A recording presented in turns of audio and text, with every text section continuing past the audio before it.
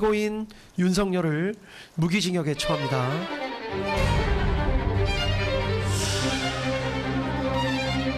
매우 미흡한 판결이라고 생각합니다. 줄곧 계엄이 곧 내라는 아니라는 입장을 분명히 해왔습니다.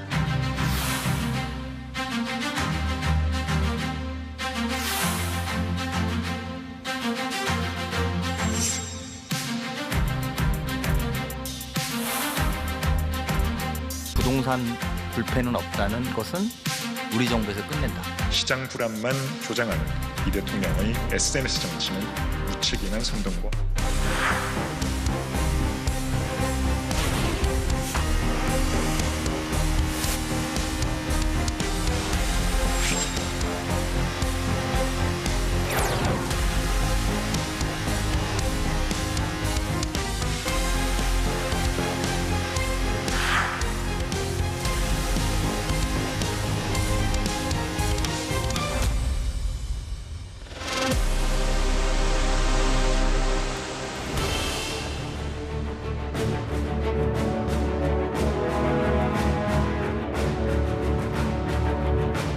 설 명절 연휴 잘 보내셨습니까? 6.3 지방선거가 이제 100일 앞으로 다가왔습니다.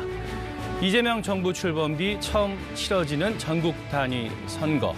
그래서 단순한 지역 권력 교체가 아닌 현 정부에 대한 중간 평가 성격도 짙습니다. 선거 결과에 따라 여야 정치 지형도 요동치는 계기가 될 텐데요. 오늘은 6.3 지방선거 구도와 판세를 짚어보고 향후 정국까지 전망해 보겠습니다. 여야를 대표하는 전략가 두 분과 정치 분석 전문가 모셨습니다. 자, 먼저 더불어민주당에선 전략기획위원장을 지내신 이해식 의원 나오셨습니다. 반갑습니다. 자, 국민의힘에선 그 당내에서 쇄신의 목소리 내고 계신데요. 권영진 의원 모셨습니다. 그리고 여론 분석 등으로 민심의 흐름을 읽어내는 정치 분석 전문가 박성민 정치 컨설팅 민 대표 함께합니다. 자, 세 분 나오셔서 감사합니다. 네. 자, 먼저 우리 두 분 의원님 연휴 동안 그 지역구 돌아보시고 많은 분들 만나셨을 텐데요. 어떻습니까? 그 설 민심 어떻던가요? 좀 간단히 좀 듣고 갈까요? 먼저 우리 이 의원님부터. 네, 뭐 여러 말씀이 계셨습니다만은 좀 공통적인 화제는 역시 그 코스피 그리고 또 부동산 문제 아니었나 싶습니다. 이 굉장히 예전과는 뭔가 다르다. 이 확실한 변화가 느껴진다. 경기가 매우 어렵긴 하지만은 경기 상승에 대한 기대감 그리고 경제 발전에 대한 어떤 기대 이런 것들이 충만해 있다는 느낌이 들었고 또 선거 이야기하고 연결이 되면은 역시 이재명 대통령의 국정 운영을 좀 든든하게 뒷받침하는 그런 방향의 결정이 필요하겠다. 이런 여론이었다 이렇게 생각이 됩니다. 예, 우리 권 의원님은 어떻습니까?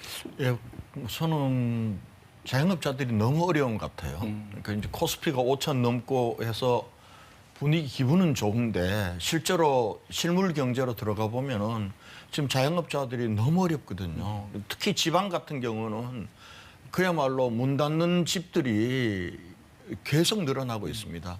이런 것에 대한 걱정들이 많았던 것 같고요. 그에 반해서 또 정치권은 또 여야 모두 다가 민생이나 뭐 국민들 먹고 사는 문제보다는 또 서로 정치 싸움 하는데 바쁘다 뭐 이런 불만들도 있었던 것 같습니다. 예, 우리 박 대표님 좀 말씀해 주시죠. 예, 뭐 그 예전 같으면 뭐 한 100일 정도 남겨놓고 앞에 있는 설에는 정치 얘기를 많이 할 텐데 지금 지방선거가 여당이든 야당이든 지금 조기에 좀 가동되기 좀 어려운 분위기 같습니다. 지금 그 여당에서는 지금 시도통합 이슈가 아직까지 종결되지 않았고 시도통합 이슈. 예, 그다음에 조국 혁신당과의 통합 문제는 좀 정리가 되긴 했습니다만 그 여진이 좀 있고 야당은 역시 그 당면 개정 문제도 있지만 역시 뭐 한동훈 제명과 내란 재판 이것이 다 끝나지 않았기 때문에 이번 지방선거는 뭐 3월 이후에나 가서 본격적인 분위기가 만들어질 것 같습니다. 자, 우리 박 대표님 내란 얘기해 주셔서 바로 좀 짚어보겠습니다. 엊그제 윤석열 전 대통령에 대한 그 1심 선고 무기징역이 나왔습니다. 제일 큰 관심은 역시 우리 그 장동혁 국민의힘 대표가 어떤 입장을 내놓느냐 하는 것이었을 텐데요. 그 여야 반응부터 차례로 좀 듣고 가보겠습니다. 사과와 절연의 주장을 반복하는 것은 분열의 씨앗을 뿌리는 일입니다. 대통령과의 절연을 앞세워 당을 갈라치게 하는 세력, 단호하게 절연해야 할 대상은 오히려 이들입니다. 사형이 아닌 무기를 선고함으로써 사법 정의를 흔들었다고 저는 생각합니다. 국민의 법 감정에 반하는 매우 미흡한 판결이라고 생각합니다. 자, 우리 정청래 대표 발언이야 뭐 어느 정도 예상됐던 것 같은데 장동혁 대표의 발언, 그러니까 이른바 절윤이 필요하다는 당내 의견들이 많았는데 오히려 이 절윤을 요구하는 세력들을 이 분열의 씨앗이다, 갈라치기 세력이다 이렇게 규정을 했습니다. 사실상 윤 어게인 선언이라고 볼 수도 있을 것 같은데요. 자, 어떻게들 보셨습니까? 먼저 권 의원님.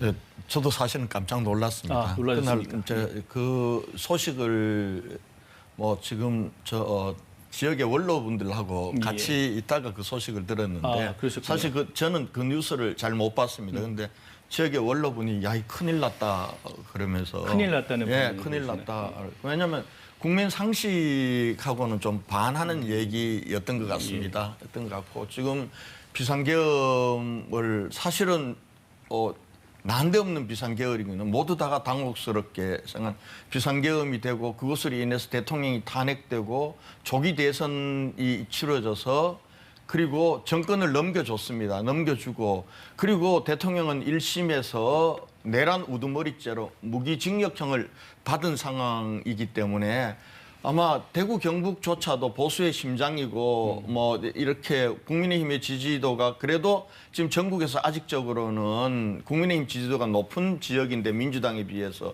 거기서조차도 야 이제는 윤석열 대통령하고는 좀 끊고 새롭게 가라. 그리고 장동혁 대표에 대해서도 그런 얘기를 좀 기대를 하고 있었는데 이게 반대로 오히려 사과를 요구하고 절연을 요구하는 사람들을 분열의 씨앗이라 그러고 분명하게 끊어내겠다, 절연하겠다라고 하는 걸 들으면서 아 저렇게 가지고 선거가 되겠냐, 앞으로 정말 보수가 전체가 어떻게 갈까 이런 걱정들이 많았던 것 같습니다. 대구에서조차 그렇습니다. 네, 뭐 사실 이제 저렇게 장동혁 대표가 입장을 표명을 하면 민주당한테 유리한 거 아니냐 뭐 그런 의견도 있을 수 있는데 그런 의견 많죠. 뭐 이런 그 선거에서 유불리나 또는 반사이익 이런 것을 얘기하기가 부끄러울 정도로 정말 야당의 상황이 좀 참담한 것 같습니다. 그래서 빨리 우리 권 의원님 말씀처럼 좀 민주적인 정당의 모습을 되찾고 그래서 국정을 국회에서 잘 논의할 수 있는 그런 상태가 좀 돼야 되지 않을까 뭐 그런 생각이 듭니다. 저도 깜짝 놀랐는데 1월 7일 날 장동혁 대표가 메시지를 냈지 않습니까? 포괄적인 사과도 했고 그때 이기는 변화를 하겠다. 그리고 국민 눈높이에 맞는 변화를 하겠다. 그때에 비해서 그래도 그때 그 사람들은 포괄적이지만 사과를 했고 이제 그 절윤을 해야 된다 이런 요구가 있었는데 이번에 낸 메시지는 완전히 역행을 한 거죠. 역행을 그래서, 했다. 그래서 윤 어게인에 얹혀 있는 게 아니라 장동혁 대표가 몸통이다 스스로 고백한 그거였고 작년에 내가 한교안이다 할 때도 당내에서 비판이 좀 있었지만 12월 3일 날 비상계엄은 민주당 탓이다 했을 때 사실상 그건 내가 윤석열이다 이런 선언이었다 이런 비판도 좀 있었는데 이번에는 윤 어게인 세력하고 이제 같이 가겠다 이런 선언을 한 거니까 옛날에 1987년에 김종필 후보가 출마했을 때 일부 비판자들이 유신잔당 물러가라 이렇게 얘기하니까 그분이 나 잔당 아니고 본당이다 이런 얘기를 했었는데 이번에 보니까 장동혁 대표가 얹혀 있는 게 아니라 실제로 이제 그 윤 어게인 세력 거기에 그 중심임을 스스로 자임을 했기 때문에 이제는 윤석열 이슈에서 장동혁 이슈로 전환됐다. 그러니까 이슈가 이제 전환됐다. 윤석열 절윤의 문제가 윤 어게인 세력의 문제가 아니고 장동혁 체제를 놓고 국민의힘이 내용에 휩싸일 것 같습니다. 자, 세 분 모두 굉장히 부정적인 평가를 해주셨는데요.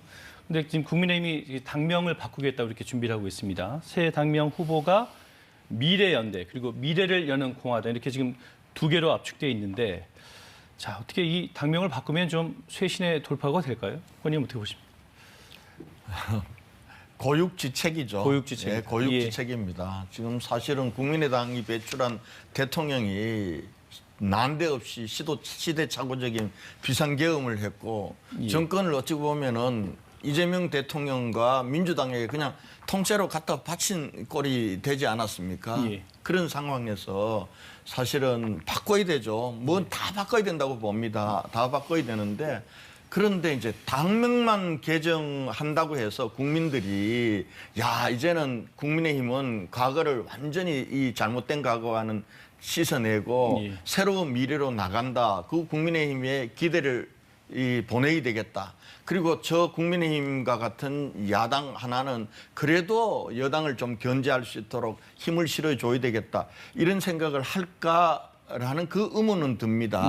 과거에 여러 차례 우리가 당명을 제가 이제 한나라당으로 당에 입당을 해서 지금 27년째입니다. 저는 이 당을 한 번도 떠나지 않고 이 당을 지키고 있습니다. 그런데 저의 의지와는 무관하게 한나라당에서 새누리당, 새누리당에서 미래통합당, 자유한국당 그리고 국민의힘까지 왔습니다. 왔는데 당명을 개정해서 민심을 얻는데 성공했던 거는 새누리당 때밖에 없었습니다.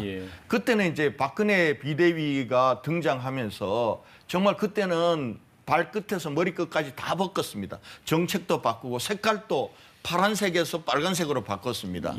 그리고 박근혜 그 당시에 비대위원장은 끝까지 당명 개정에 반대했어요. 왜냐하면 이거는 포장만 가는다고 국민들이 생각하지 않겠냐. 그때 저희 젊은 소장파들과 치열한 논쟁 끝에 그러면 다 바꿉시다. 정책도 바꾸고 그리고 사람도 바꾸고 색깔도 바꾸고 그리고 나서 당명까지 바꿉시다. 이렇게 해서 당명을 바꾸고 그 새누리당을 가지고 2012년 총선과 대선을 승리를 한 경험이 있습니다. 그런데 나머지 당 자유한국당, 미래통합당 이 당명을 바꿔서 국민의 지지를 받지 않은 것 같아요. 그래서 당명을 바꿀 수 있다고 봅니다. 그러나 그 당명을 바꾸는데 상응하는 내용을 바꿔야 된다. 정책과 그리고 사람과 정치안의 행태와 이런 걸 바꾸는 게 필요한데 지금 상황에서 과연 국민들이 당명을 미래연대든 미래를 여는 공화당으로 바꾼다고 해서 이 국민의힘을 다시 새로운 정당으로 볼까? 이 부분들은 저는 퀘스천 마크라고 봅니다. 당명 변경은 고육지책이다. 두 분 비슷한 생각이신가요? 뭐 이제 당명을 바꿀 때는 사람이 바뀌거나 노선이 바뀌거나 뭐 둘 중에 하나여야 되는데 아무것도 바뀐 게 없는 거죠. 아무것도 바뀐 게 없다. 오히려 사실 윤 어게인의 어떤 그 정책 노선을 정확하게 그냥 선포하는 듯한 그런 느낌이어서 국민의힘 당은 결국 그 건전한 보수 세력도 포괄하는 당이라는 이미지를 갖고 있었다면 이번에 만일에 당명을 바꾸면 윤 어게인 당이다. 이런 어떤 오히려 협회한 이제 그런 모습이 될 것 같아서 정말 그 뭐 실책이 아닐까 이렇게 생각이 됩니다. 당명으로만 보면 국민의힘이란 당명이 참 좋아요. 국민에게 힘이 되겠다라는 뜻도 있고 국민의 힘으로 유지되는 정당이다 이런 뜻도 있는데 국민의힘 힘의 위기의 본질은 뭐냐면 민심과 당심이 너무 멀어져 있는 거 아닙니까? 국민의힘이 아니라 당심의 힘이 돼 있는 거 아닙니까? 당심의 힘. 그렇게 돼 있는 상태에서 지금 당명을 또 바꾸겠다고 하는데 그 당명에 뭐 지금 공화당이 지금 계속 들어가 있어요. 근데 우리가 뭐 다 알다시피 공화정이라는 개념 자체는 여러 가지 의미가 있겠습니다. 왕정에 대비되는 개념 아닙니까? 왕이 법이다가 왕정이라면 법이 왕이다가 공화정이고 또 개인보다는 하여튼 전체 국민을 위한다라는 게 그 공화에 들어있는데 그런 내용을 담지하고 그런 쪽으로 간다면 뭐 당명 개정의 의미가 있지만 지금 특정인을 중심으로 한 태행적인 그런 쪽으로 가고 있으면서 그 이름을 내걸어봐야 국민들이 공감을 안 할 거고 앞에 미래자를 붙이는데 누가 봐도 미래로 가지 않고 아주 태행적인 각오로 가고 있는 듯이 보이기 때문에 이 당명 개정이 무슨 효과를 줄 것 같지는 않습니다. 예, 알겠습니다. 그럼 이제 좀 본격적으로 지방선거 얘기를 좀 해보겠습니다. 보통 그 새 정부가 출범하면 그 출범 후 1년 이내 선거에선 이른바 그 국정 안정론이 좀 힘을 받지 않습니까? 근데 이번 선거에서는 이런 그 어떻게 큰 틀에서 어떻게 좀 구도를 전망해 볼 수 있을까요? 예, 이게 2018년 지방선거와 비슷하게 가고 있는 것 같습니다. 예. 그러니까 정권이 바뀌고 1년 정도면 아주 짧은 시간은 아니고요. 예. 충분히 평가할 만한 시간이 흘렀는데 2018년에는 이제 뭐 전쟁 전야에서 미국과 북한의 정상회담도 있었고 남북 정상회담도 있었고 뭐 이런 것들 때문에 여당이 압승을 했는데 지금은 이번 지방선거도 사실 이재명 대통령이 뭐 1년 동안 해온 거에 대한 평가를 충분히 할 수 있는 시간이었는데 여전히 국민의힘이 변하지 않기 때문에 내란 프레임이 계속 가고 있고 국민의힘이 안 변한다면 정권 심판론보다는 야당 심판론이 더 강하게 현재까지는 작동하고 있는데 이것을 당대표가 좀 돌려놨어야 되는데 돌려놓지 못하고 모든 지표, 여론조사 지표가 대통령 긍부정 평가라든가 여당 찍을 거냐 야당 찍을 거냐 이런 면에서 불리했던 장동혁 대표가 이걸 반등시키지 못하고 반전시키지 못하고 이번에 메시지를 이렇게 냈기 때문에 이것은 이제 야당에 대한 심판론이 더 강하게 작동해서 2018년 선거 분위기와 비슷하게 흐를 것으로 보입니다. 가장 중요한 포인트가 야당에 대한 심판론이 부각될 것이다. 이렇게 보셨고 의원님 어떻게 보십니까? 네, 저도 동감입니다. 사실 뭐 직위원 재판부의 그런 판결 자체가 가진 문제점 이게 되게 심각하게 나타났잖아요. 뭐 내란을 이렇게 인정한 것은 그나마 성과라고 볼 수는 있겠습니다만은 결국 이 계엄 자체가 하나의 어떤 통치 행위이기 때문에 사법 심사의 대상이 뭐 안 된다라든지 또는 뭐 우발적으로 계엄을 한 것처럼 이틀 전에 계획을 세워서 추진은 뭐 계엄을 했다든지 뭐 이런 계엄을 둘러싼 내란을 둘러싼 평가 자체가 매우 미흡한 그런 판결이 나왔기 때문에 결국은 항소심, 내란 전담 재판부에 의한 항소심에 대한 기대감을 이제 키워줬고 또 그런 것들은 내란 이슈가 계속적으로 지속될 수밖에 없는 거죠. 그리고 항소심은 아마 5월 달까지 갈 것이기 때문에 선거운동을 한참 하고 있는 그때에 이런 내란 이슈가 지속된다는 거 그리고 국민의힘이 이런 윤 어게인 세력과 절연하지 못했다라고 하는 것 때문에 바로 우리 박 대표님 말씀처럼 이런 내란 청산 이슈 이것이 중간 지방선거판을 좌우하게 될 이슈다. 이렇게 돼서 상당히 뭐 국민의힘으로서는 상당히 암울한 그런 상황이 아니겠나 보여집니다. 자, 이 의원님은 내란 청산론이 가장 큰 구도가 될 것이다. 의원님 어떻게 보십니까? 뭐 워낙 기울여진 운동장 아닙니까? 지금 비상계엄으로 인해서 대통령이 파면되고 그리고 조기 대선이 치러져서 이재명 대통령과 민주당 정권이 수립되고 1년 만이거든요. 그리고 지금 현재 대통령의 국정 운영 평가에 대해서는 60% 이상의 지지도가 나오기 때문에 사실은 어려운 선거죠. 지난번 선거 대선도 사실은 김문수 대 이재명이 아니라 윤석열 대 이재명으로 진 거거든요. 그러면 지금은 우리가 바꿔내는 게 결과적으로는 뭐 지방선거는 정권에 대한 평가입니다. 정권에 대한 평가인데 이 정권에 대한 평가를 정청래 대 장동혁이 아니라 이재명 대 장동혁이 되는데 그럼 장동혁 대표의 리더십과 철학과 노선을 가지고 이재명 대통령의 높은 국정 운영 지지도를 상쇄하면서 야당이 선거에 선전할 수 있느냐 그런 면에서는 장동혁 대표가 이번에 보여주었던 것이 국민의 다수의 상식과는 좀 반하는 거라서 여전히 정말 어려운 기울어진 운동장을 바로잡는 데는 여전한 어려움이 있구나라는 그런 아쉬움을 가지고 있습니다. 사실 제가 이 자리에 나와서 조금 우리 지지자들과 당원들에게 희망적인 얘기를 해야 되는데 사실 희망적인 얘기를 하기가 참 어려운 상황이라서 제가 말씀드리기가 참 민망한 측면도 있습니다만 뭐 솔직히 제가 보고 있는 상황은 상황대로 전해드려야 될 것 같습니다. 예, 알겠습니다. 그러면 이 전체 판세도 한번 좀 살펴보겠습니다. 현재는 국민의힘이 이 광역자치단체 12곳, 민주당이 5곳입니다. 12대 5, 12대 5인데요. 이번 선거에서는 이 숫자가 12대 5라는 숫자가 어떻게 바뀔 것으로 지금 전망하시는지 얘기 좀 여쭙겠습니다. 박 대표님은? 예, 지금 뭐 12대 5라는 것은 뭐 지난 2022년 6월 1일 지방선거가 대통령 선거 직후에 치러진 거 아닙니까? 그리고 투표율이 50.9%로 매우 낮았습니다.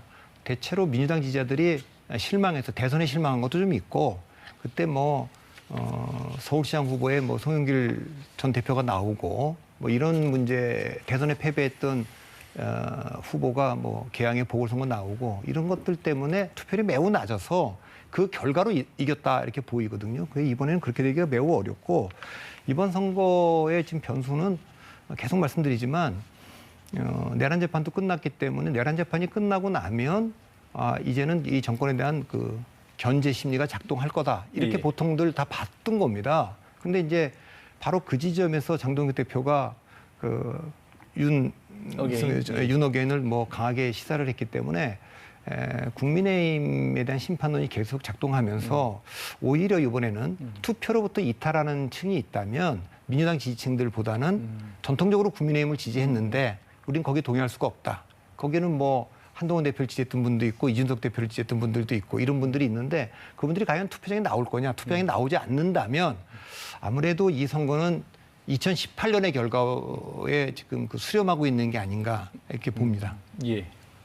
어떻게 국민의힘 지지자층이 많이 투표에 나오지 않을 것이다 이런 전망하셨는데 어떻게 선거 판세 어떻게 분석하고 계십니까? 국민의힘에서.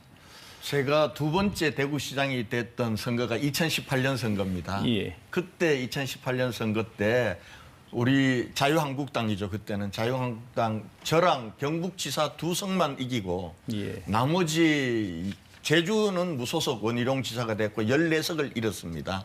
잃었는데 지금 상황으로 보면은 저는 그때 악몽이 재현되는 것 아닌가 이런 걱정이 솔직히 듭니다. 드는데 그래도 지금 워낙 기울어진 운동장이긴 하지만은 지금 정당 지지도는 굉장히 많이 차이가 납니다. 이번에 방송 3사 여론조사에서도 거의 한 20% 이상 차이가 났는데 그래도 우리 국민들은 이재명 정권의 너무 지나친 독주 이런 부분에 대해서 뭔가 야당이 견제는 해줘야 된다. 이게 이제 대체로 이번 여론조사들에 보면은 이번 지방선거 때는 국정 안정을 위해서 여당을 지지해 줄 거나 아니면은 정부를 견제하기 위해서 야당을 지지해 줄 거냐. 이게 지난 연말까지는 거의 비슷했습니다. 그런데 1월, 2월 들어오면서 상당히 기울어지긴 했지만은 아직도 지금 국민의힘 지지도가 20% 중반대라면은 정말 정부를 견제하기 위해서 이번 지방선거 때 야당을 지지해줘야 되겠다는 것은 30% 중반대는 되는 것 같습니다. 그러니까 국민의힘 지지도보다는 견제 심리가 10% 정도 이상 높은 건 사실이거든요.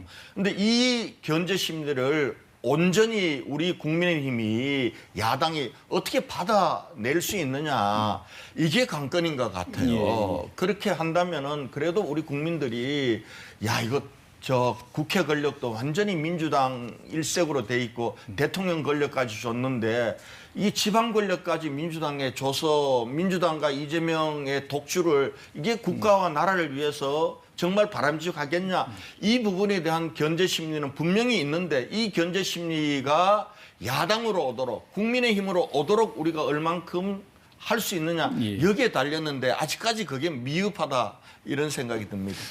권 의원님은 지금 지방선거 참패 악몽이 되살아난다 이런 말씀 하셨는데 판세 분석 어떻게 보고 계십니까? 뭐 전체적으로 오늘 뭐 이슈 자체가 이게 국민의힘에 대한 어떤 부정적인 얘기로 일관되고 있어서 좀 안타까운 면이 있습니다만은 근데 어떻든 뭐 견제 심리가 작동하겠죠. 그래서 대구 경북 쪽에서는 아마 국민의힘이 이기지 않을까 이런 생각도 들지만 또 하나의 변수가 있는 게 결국 행정통합, 대구 경북 통합과 광주 전남 통합이 아마 실현이 돼서 광역선거가 이제 17개에서 15개로 아마 줄어들 가능성이 있고 대구 경북 선거가 이제 통합돼서 치러진다고 하면 사실 후보 변수가 굉장히 중요해지고 또 그런 면에서 지금 장동혁 지도부가 공천하려고 하는 사람이 과연 누구인가 그리고 또 민주당 후보가 누구인가에 따라서 사실 대구 경북도 저는 우리 당으로서는 해볼 만하다. 뭐 이런 판단을 하고 있습니다. 근데 그 선거의 3요소가 구도 인물 이슈 아닙니까? 구도 인물 이슈.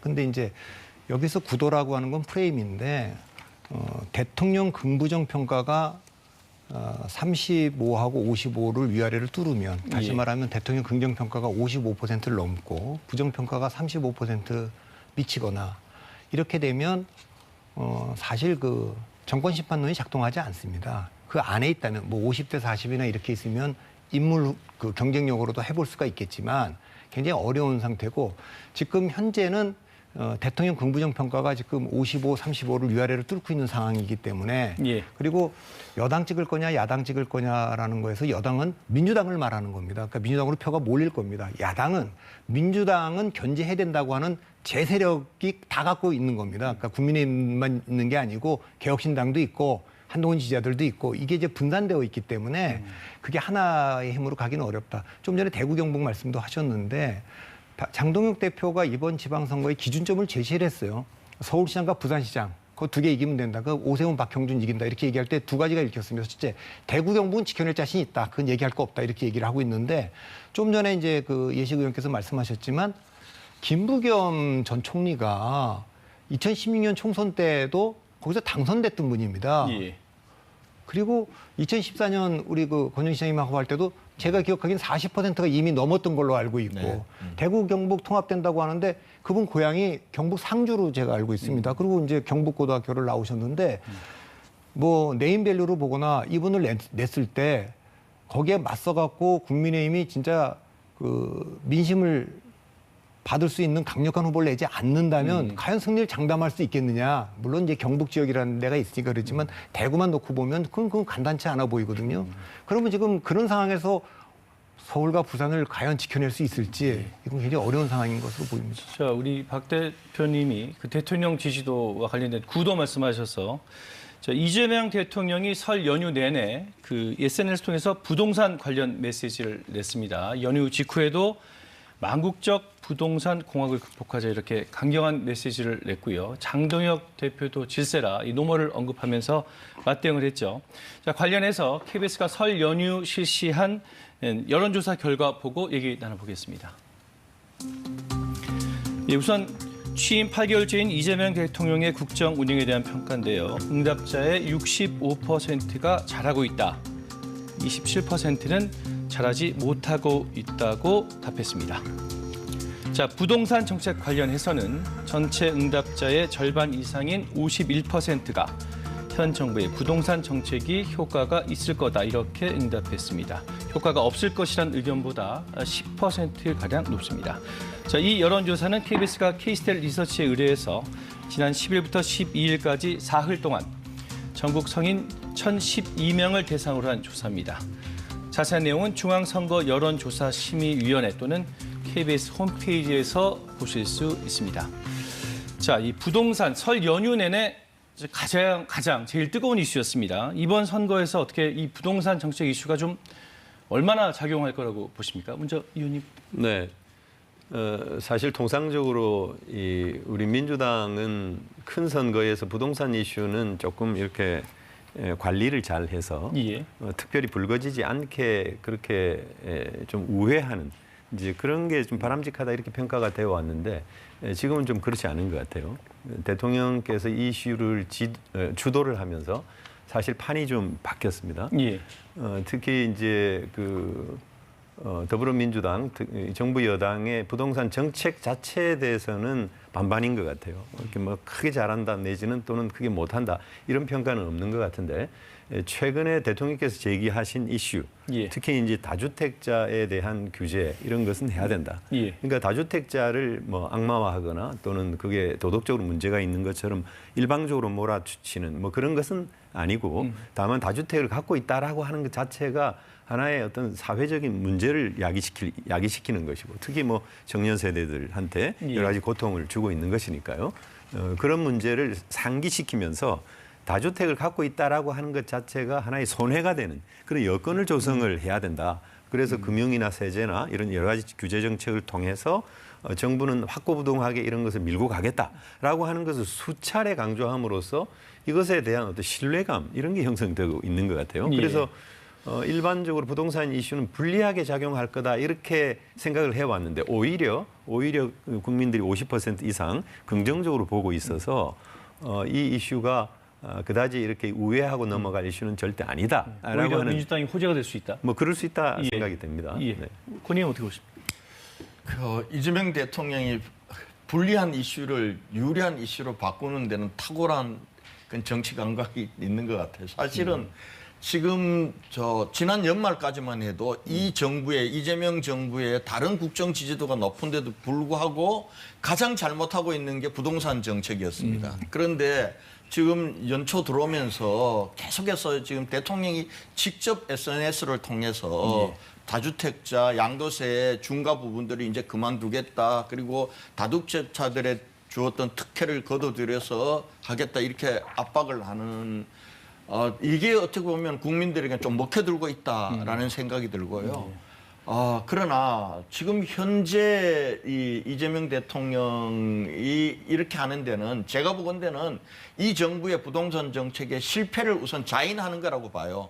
이 정부 들어와서 6.27 대책 그리고 9.7 대책, 11.5 대책 올해 들어서 129 공급 대책까지 발표했지만 그 정책들이 성공한 건 없어요. 수도권 집값은 올랐고 전세 물량은 줄어들고 월세는 굉장히 오르는 근데 여기에 이 국면에서 대통령이 직접 나와서 다주택자 문제로 이걸 전환을 시킨 겁니다. 그러니까 이재명 정부의 부동산 정책의 실패를 다주택자의 문제로 치환을 하면서 사실은 이 부분들이 어느 정도 먹혀들고 있다고 보는데 여기에 대해서 우리 당이 저는 적절하게 대응하지 못하고 있다고 봅니다.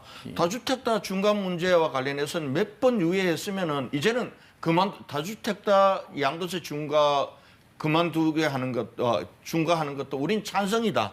대신 지금 수도권에 이렇게 집값이 오르는 문제는 절대적인 공급 부족이거든요. 지금 서울 같은 경우 원래 15,000세대 정도밖에 안 됩니다. 지금 서울은 4만, 5만 세대 1년에 공급이 돼야 주택이 안정이 되는데 이걸 못한 거예요. 그리고 각종 규제로 인해서 실제로 뭐 청년들이라든지 신혼부부라든지 실제로 집이 필요한 사람들조차도 집을 못 사게 돼 있는 거예요. 돈 있는 사람들만 집 사게 만드는 정책들이란 말이에요.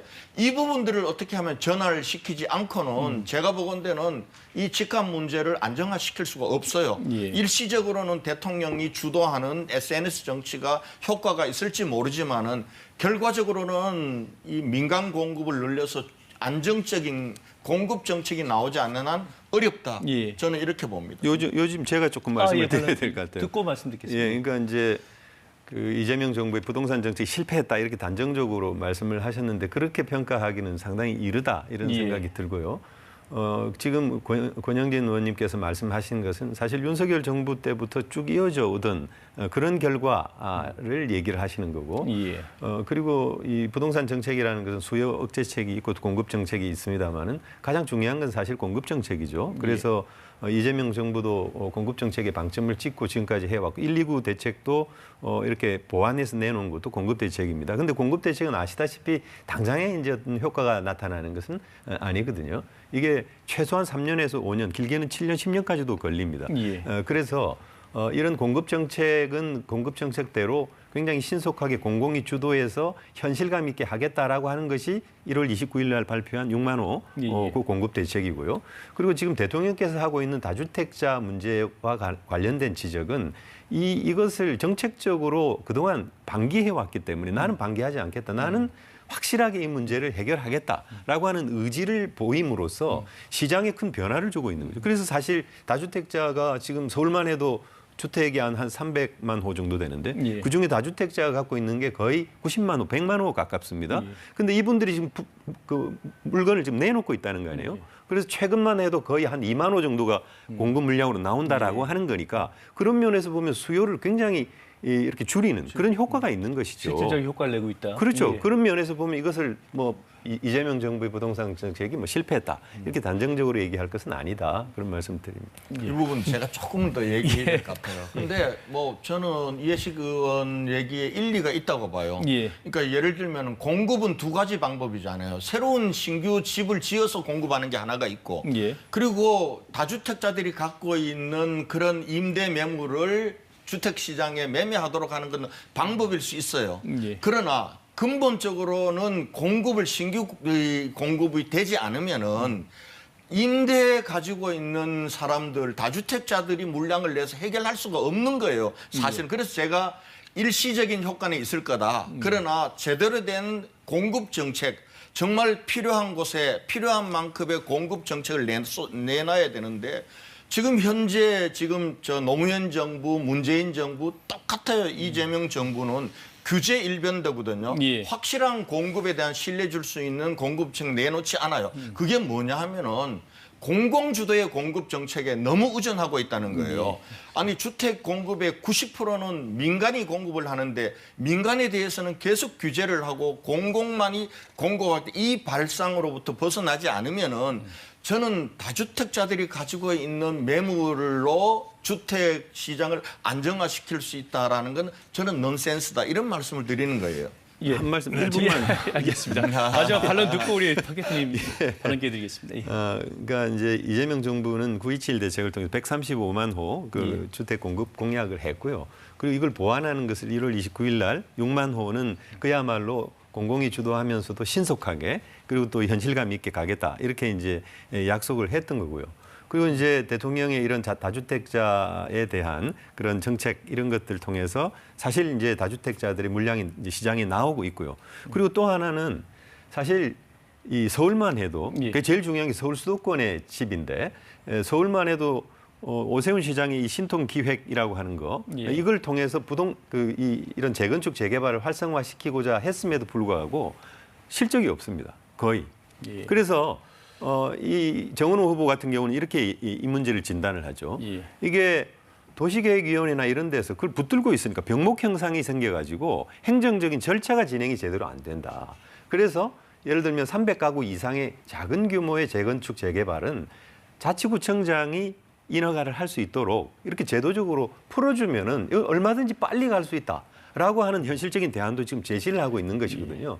그래서 이런 공급 대책과 관련해서는 뭐 이재명 정부의 정책이 실패했다거나 하는 대안이 없다거나 이렇게 얘기하는 것은 굉장히 좀 몰리해다 이렇게 좀 말씀드리겠습니다. 굉장히 그 토론이 점잖게 진행되다가 이 부동산 이슈에서 굉장히 열띤 토론이 벌어졌는데 박 대표 이 정도면 이슈가 되겠는데요? 예, 그 이슈가 되는데 저는 뭐 선거 전략적 측면에서 양면성이 좀 있으니까 이재명 대통령이 자신감을 굉장히 보이고 지금 연일 그 SNS에 글을 올리고 계신데 양면성이 좀 있다고 봅니다.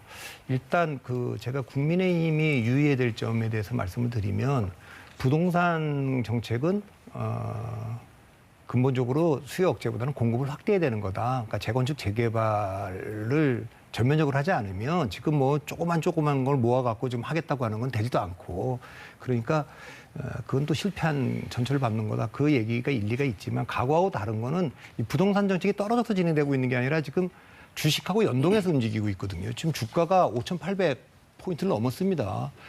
5천 간다 그럴 때만 해도 그게 뭐 말이 되는 소리냐 이런 얘기들이 있었는데 지금 5,800에 지금 7천 넘는다는 얘기까지 나오고 있으니까 돈의 흐름이 부동산에서 주식으로 흘러들어가게 한다면 유권자들 입장에선 과거의 부동산을 선거 때 바라봤던 거 좀 다르게 볼 수 있다 생각도 좀 있어요. 그 점을 좀 간과하지 않아야 될 것 같고 민주당에서도 제가 보기에는 지금 그 내란 프레임이 작동하고 사실 선거는 특별한 이슈를 만들지 않으면 무난하게 승리할 수 있는데 어떻게 보면 유일하게 취약한 부동산 문제를 건드렸단 말이에요. 그러니까 오세훈 시장 입장에서 보면 울고 싶은데 뺨 때려준 격이어서 다른 거를 다 빼놓고 이 부동산 정책 하나만 전면적으로 내세워서 민주당이 지금 이재명 대통령이 내세우는 부동산 정책과 오세훈이 제시하는 부동산 정책 어느 게 옳은지 한번 이번에 물어보자. 이렇게 가면 이거 양상이 달라질 수 있기 때문에 그 점은 또 민주당도 유의를 좀 해야 될 것으로 보입니다. 우리 박 대표님이 지금 오세훈 서울시장 얘기도 해주시고 해서 지금까지 전체 판세 이야기 해봤는데 지금부터는 주요 승부처 하나씩 좀 보겠습니다. 우리 장동혁 대표가 이번 선거 승패의 기준은 서울과 부산시장 선거다. 여기에 자신의 정치 생명이 달렸다. 이렇게 또 밝히기도 하지 않았습니까? 먼저 서울시장 후보군 여론조사 결과 한번 보시겠습니다.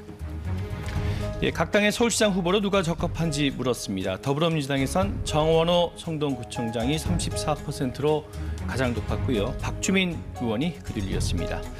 적합한 후보가 없다거나 모른다는 등의 응답도 45%에 달했습니다. 자, 국민의힘 후보로는 오세훈 현 서울시장을 꼽는 응답이 26%로 가장 많았습니다. 나경원 의원이 뒤를 잇고 있습니다. 자, 가상 양자 대결 결과를 한번 볼까요? 정원호 성동구청장이 최근 약진하고 있는 경향이 뚜렷하게 보이죠.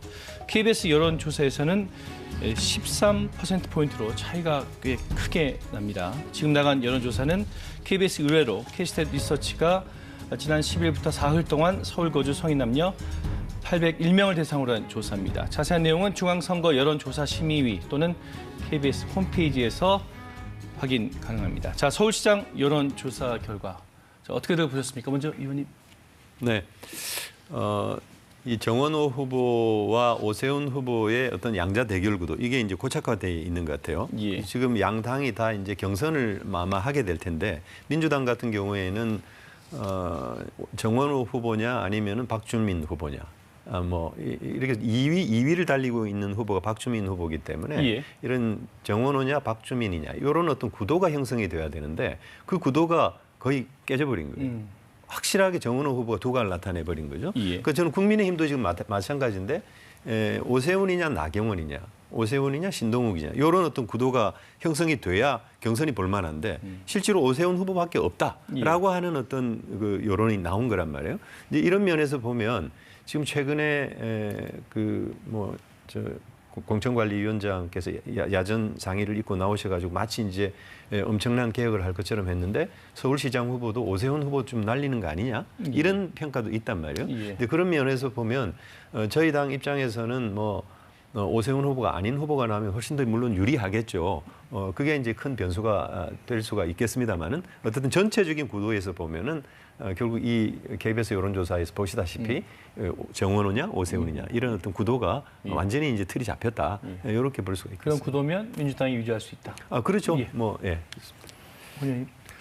어렵죠. 사실은 KBS 여론조사는 지금 보니까 13% 차이네요. 예. 근데 이제 똑같이 시기에 조사했던 SBS나 MBC 조사는 오차 범위 냅니다. 예, 조금. 그러니까 SBS는 2% 차이고 MBC는 4% 차이더라고요. 예. 근데 이 차이를 놓고 보면은 결과적으로 오세훈 후보의 경쟁력은 개인 경쟁은 있다라고 보여집니다. 있다고 보여지고 그리고 전체적으로 보면은 사실은 서울, 경기, 인천, 수도권 중에서 서울이 국민의힘 입장에서 해볼만 하다라고 봅니다. 전체적인 여론의 지형도 보면은 예. 이번에 KBS 여론조사도 이따 보여주실지 모르지만은 이번 지방선거 인식에서 전국적으로 보면은 정부 국정 안정을 위해서 정부 여당을 지지해줘야 된다가 55%입니다. 그다음에 정부를 견제하기 위해서 야당을 지지해줘야 된다가 34%예요. 20% 이상 차이예요. 그런데 서울만 똑같은 조사인데 서울만 놓고 보면은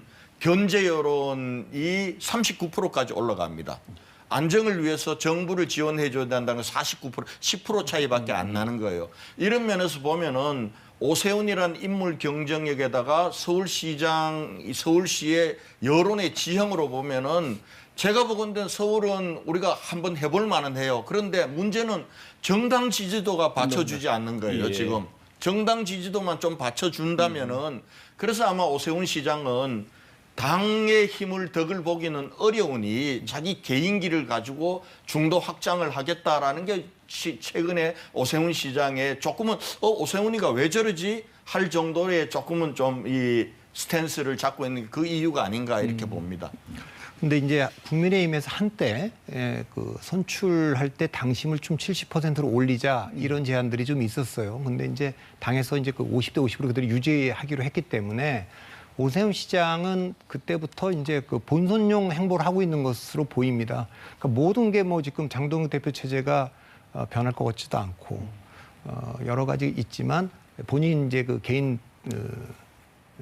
경쟁력으로 좀 돌파를 하려고 하는 거. 그래서 사실 여기는 오세훈 시장에 대해서 뭐 국민의힘이 뭐 어떤 선택을 할지는 모르겠지만 가장 경쟁력 있는 후보고 이길 수 있는 후보고 그렇기 때문에 오세훈 시장이 무난히 나가지 않을까 싶고 정원호 후보는 이제 이재명 대통령이 SNS에 올려서 예. 일약 스타로 떠올랐는데 뭐 지금 성동구에서 삼선하면서 굉장히 잘했다는 평을 받고 있는 구청장이었습니다. 다만 리스크는 이런 거죠.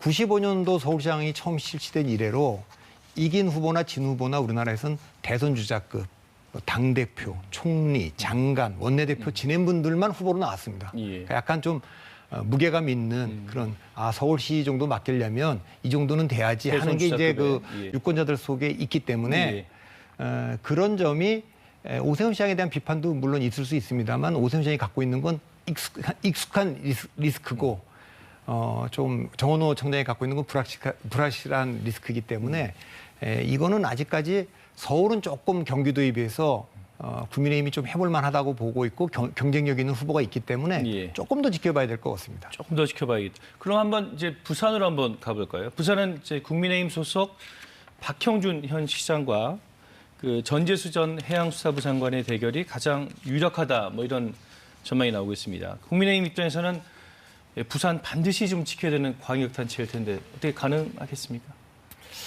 지금 사실은 여론조사상으로는 그런 것 같아요. 예. 부산 민심이 서울 민심보다도 어찌 보면은 국민의힘에서 더 나쁠 수 있다라는 생각이 들고요. 예. 그런 면에서 그래도 제가 보건대는 제 부산에서도 지금 우리 당내에서 선뜻 박형준 시장의 대항마로 나서려고 하는 사람들을 찾기가 어려워요. 그만큼 부산도 어렵다는 얘기죠. 대구 경북은 지금 국회의원들이 5명이나 하겠다고 지금 나서고 있잖아요. 대구는. 그런데 부산은 사실은 저 사람 한번 경쟁력이 있는 데라고 하는 사람들은 다 안 나서려고 하는 거예요. 그러다 보니까 최근에 이제 주진우 의원, 초선 의원이 조금 생각이 있는 것처럼 보이는데 주진우 의원도 지금 두고 봐야 될 문제다라고 봅니다. 그런 면에서 보면은 박형준 지금 현 시장으로 갈 수밖에 저는 없다고 봅니다. 그런데 부산의 전체적인 판세는 이번에 KBS 여론조사에서 나왔듯이 전재수 장관하고 1대1로 넣었을 때 2자릿수의 차이가 벌어진다. 그만큼 부산도 지금 녹록지 않은 그런 거는 분명한 것 같아요. 그러나 아직도 100일이라는 시간이 남았고 그리고 틀림없이 영남 지역은 우리 국민의힘이 견제 정당으로 조금만 반듯하게 서주면은 저는 견제 심리가 발동할 가능성이 크다고 봅니다. 그러면서 남은 기간 동안 어떻게 우리가 얼만큼 하느냐에 따라서 달려있다. 저는 그렇게 봅니다. 부산 부산이 뭐 지역 이슈가 휘몰아치고 있는 그런 상황이어서 저는 민주당 탈환이 충분히 가능하다. 이렇게 보고 있는데요. 해수부가 이전이 됐지 않습니까? 그리고 해수부 내에 북극항로 추진본부가 이제 설립이 됐고 또 해사 법원이 2028년 3월달에 문을 엽니다. 그리고 HMM이라든가 SK해운이라든가 이런 본사 이전이 되고요. 그리고 동남투자공사 그것도 설립이 확정이 됐고 이런 그 지역 이슈가 강력하게 주도하고 있기 때문에 저는 전재수 후보가 거의 뭐 지금 상황으로서는 당선 거의 확실한 이제 그런 상황으로 가고 있다 이렇게 보입니다. 그 2018년 선거를 보면 그 부울경이 다 민주당으로 넘어갔어요 그때. 그만큼 또 부울경은 사실은 이제 국민의힘의 텃밭이라고 얘기하기 어려운 지역이 돼 있고 그렇습니다.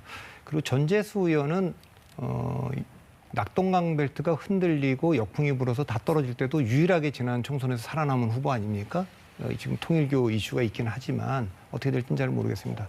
다만 이제 국민의힘은 박형준 시장에 대해 도전자들이 나설 텐데 외부에서 영입을 강력한 분을 해오지 않는다면 당내 의원들이 도전해갖고 만일에 현역 의원이 후보가 돼서 그 자리에 또 보궐선거가 치러진다면 자칫하면 뭐 시장과 보궐선거 다 잃을 수도 있기 때문에 굉장히 그 리스크가 커질 수가 있어서 그런 이슈 때문에 박형준 시장이 조금 더 유리하지 않을까. 그리고 선거 자체는 서울시장 선거보다는 더 그 알 수 없는 선거로 부산 경남은 갈 것으로 보입니다. 자, 서울, 부산 판세 한번 전망해 봤고요. 또 변수 가운데 하나가 이제 그 민주당과 조국 혁신당과의 연대 문제입니다. 선거 연대가 이루어질 것이냐 아니냐. 뭐 이루어진다면 어디까지 어떻게 성사될 것이냐. 지금 양당의 좀 셈법이 복잡할 것 같은데 선거연대 이루어질까요? 조국 혁신당이 그 이번 지방선거에서 큰 변수가 될 것 같지는 않습니다. 네, 그래서 이 선거 연대가 민주당하고는 뭐 이루어진다라고 하면 매우 부분적인 이제 그런 상태로 이루어질 거고 가장 중요한 것은 이제 조국 대표가 출마하느냐의 여부 그리고 출마를 한다면 어디에 하느냐. 조국 대표가 출마를 했을 때 민주당은 후보를 낼 것이냐 말 것이냐 이런 문제가 이제 가장 중요한 문제들인데 지금으로서 제가 뭐라고 딱 얘기하기가 조금 이르다 이렇게 예. 말씀드릴 수 있겠습니다. 본인은 어떻게 전망하십니까? 지금 사실은 뭐 민주당 입장에서 보면은 조국 혁신당이 그렇게 신경 쓰이는 존재는 같지는 않아요. 이 뭐 일부 호남 일부 지역에서 기초단체장이나 이런 쪽은 경쟁이 어느 정도 될 텐데 설사 뭐 조국 혁신당이 되더라도 한 몸 아닙니까? 한 몸이기 때문에 뭐 그래서 결과적으로는 저는 이 선거연대는 될 거라고 보여요. 급한 쪽은 조국 혁신당이라고 보거든요.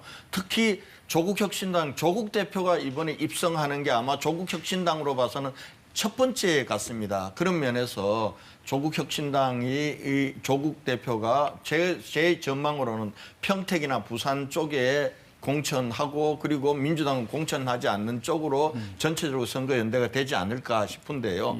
사실은 선거연대로 보면 급한 쪽은 저희 당입니다. 개혁신당이 현재 여론조사로는 한 2~3%지만은 지금 현재 유보하고 있는 보수 지지층인데 국민의힘에서 빠져나가서 나는 무당층으로 가 있는 수이 굉장히 많습니다.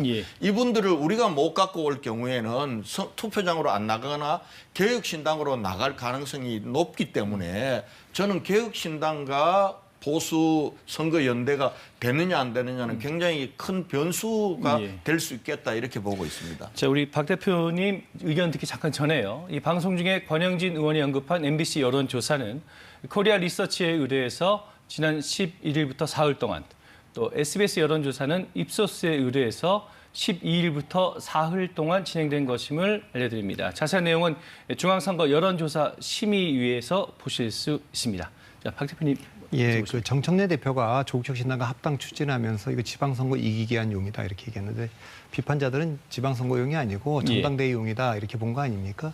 근데 이제 국민의힘이 지금 저렇게 그 자중질환에 빠져 있고 그렇기 때문에 실제로 민주당의 분위기는 조국혁신당과 연대 없이도 충분히 이길 수 있다 이런 분위기일 것 같습니다. 그래서 저는 뭐 연대가 이루어질 것으로 보이지는 않고요. 호남에서도 조국혁신당이 그 호남에서 대안 세력으로서 뭐 경쟁을 해야 되는데 그건 이제 호남 유권자들이 민주당으로는 정권을 유지하거나 찾아오기 어려울 때 그때는 뭐 가끔 이제 대안을 찾았죠. 2016년에 국민의당이 대표적인 거 아닙니까? 지금 그런 분위기도 아니기 때문에 민주당 강세가 유지됐고 남은 변수는 이제 조국 대표 개인을 어떻게 볼 것이냐 이런 문제가 좀 있습니다. 조국 대표가 대선에 도전하기 위해서 승부를 좀 던진다. 그러면 뭐 본인의 정책 고향이라고 지금 자부하고 있는 부산에서 전재수 후보가 많이 나가면 그 지역에 승부수를 던질 수도 있겠고요. 지금 나머지 뭐 평택, 군산 이런 데 후보 내지 마라 민주당은 조국 대표 좀 들어갈 수 있게끔 이렇게 얘기하는데 그 문제는 전략적 차원에서 아마 검토하지 않을까 민주당에서 그런 생각을 합니다. 자, 지방선거 이후 얘기 좀 잠깐 해볼까요? 그 지방선거 이후에 민주당은 지금 8월이죠. 전당대회가 예정돼 있고 국민의힘도 뭐 결과에 따라서 지도부가 교체될 가능성이 있는데 선거 이후에 여야 지도부 교체될 가능성 어떻게 보십니까? 먼저 박 대표님 보실까요? 예. 지금 뭐 지난번에 그 정청래 대표가 승리를 이끌어낸다면 사실 뭐 당원이나 이런 분들도 그 평가를 할 거기 때문에 현재는 뭐 재출마 한다면 그래도 이재명 대표하고의 뭐 갈등설도 있습니다만 정청래 대표가 뭐 적어도 불리하지 않은 그 구도가 될 것 같고 장동혁 대표는 지금 윤핵관의 어게인 세력들만 끌고 가면 된다고 생각할지 모르겠지만 지금 지방선거 전이라 그렇지 지방선거 끝나고 나면요 당원들도 총선 다가오고 대선 다가오는데 이대로 안 된다. 이건 뭐 무조건 우리 다 지지하는 거다라고 하면 변화가 있습니다. 어차피 장동혁 대표 체제도 총선 전에는 어차피 바뀌어야 되기 때문에 좀 일찍 뭐 바뀌어야 된다. 이런 여론이 있을 수 있기 때문에 저는 뭐 장동혁 대표 체제가 장동혁 대표에게 좀 야박하게 들릴지 모르지만 지방선거 전 붕괴냐 지방선거 후 붕괴냐 이것만 남은 거고 제가 보기엔 지방선거 후 붕괴가 불가피해 보이지 않나 이렇게 봅니다. 의원님 어떻게 보십니까? 선거는 사실은 보궐선거 하나를 가지고도 당 지도부의 평가 문제가 걸려 있거든요.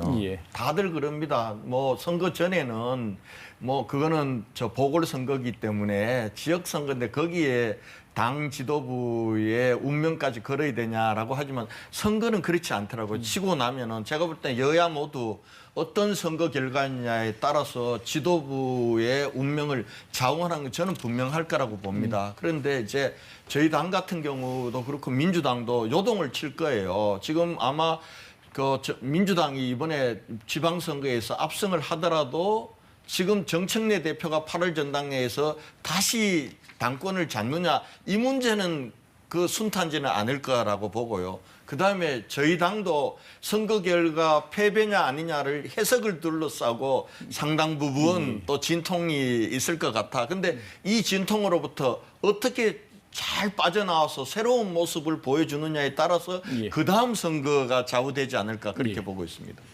뭐 당 지도부가 바뀔 거냐 안 바뀔 거냐 섣불리 말씀드리기가 참 어려운 문제인데 지방선거에서 우리 당이 압승을 하게 되면 정청래 지도부에 대한 신임은 물론 올라가겠죠. 그러나 이 지방선거가 사실 대통령이 주도하고 있는 선거다라고 하는 거 이제 그게 되게 중요한 변수고 그리고 지금 현재의 지도부가 이재명 정부의 국정 운영을 효과적으로 뒷받침했느냐, 입법에서 어떤 성과를 얼마만큼 냈느냐라고 하는 것도 당원들이 아주 엄정하게 보고 있기 때문에 이제 이런 것들이 종합적으로 평가될 것이다 이렇게 보입니다. 예, 오늘 열띤 토론 해주셔서 1시간이 뭐 금방 지나가 버렸습니다. 오늘 말씀 여기까지 듣겠습니다. 세 분 감사합니다. 예, 흔히 선거를 민심을 잡는 싸움이라고 하죠. 단순히 정쟁이 아닌 이 하루하루 일상을 걱정하는 국민들의 간절한 목소리에 누가 더 진심으로 귀 기울이고 누가 더 진심으로 응답하느냐가 결국 선거의 성패도 가리게 될 겁니다. 시청해주신 여러분 감사합니다. 다음 주에 뵙겠습니다.